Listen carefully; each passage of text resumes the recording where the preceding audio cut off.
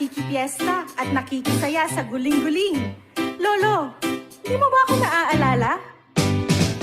Kanyan nga iliw ko, tuy pilian at nauga. Awan nagbaliw na rimat nga ilig apaway. O paway, ilig nga inak ipan-panakten. O paway, gaming ti amin nga pawayan nyo. O paway, ti ilig nga inak ipan-panakten. O paway, nga inak subya-subyanan. Adanapon, dituyakon, ay ayatet apaway. Ako ka, sino ka itayang? Hay! Si Lolo talaga! Tignan mo to, Lolo. Naalala mo, nung ikwento mo sa akin na nagsimula ang guling-guling nung ipinakilala ng mga Espanyol ang Kristyanismo.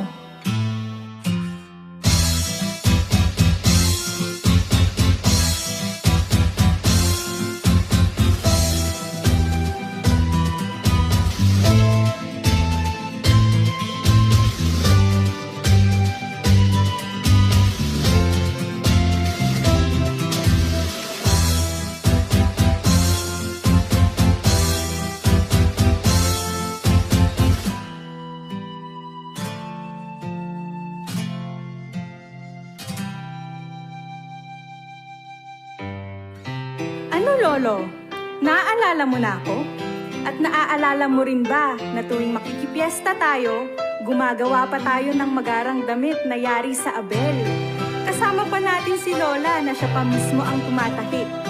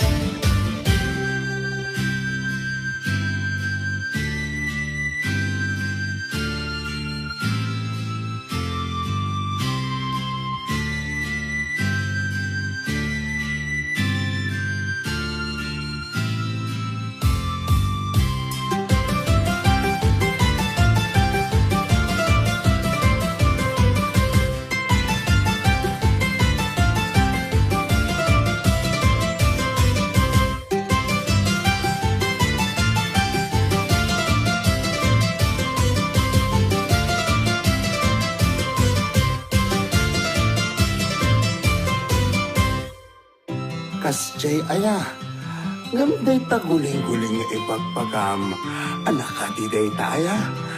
Ay apo, ay balasan ko. At alam mo rin ba, Lolo, pumupunta tayo sa simbahan para magpaguling. Pagkatapos nun, nakikisayaw tayo sa plaza, nakikikain ng dudol at umiinom ng basi.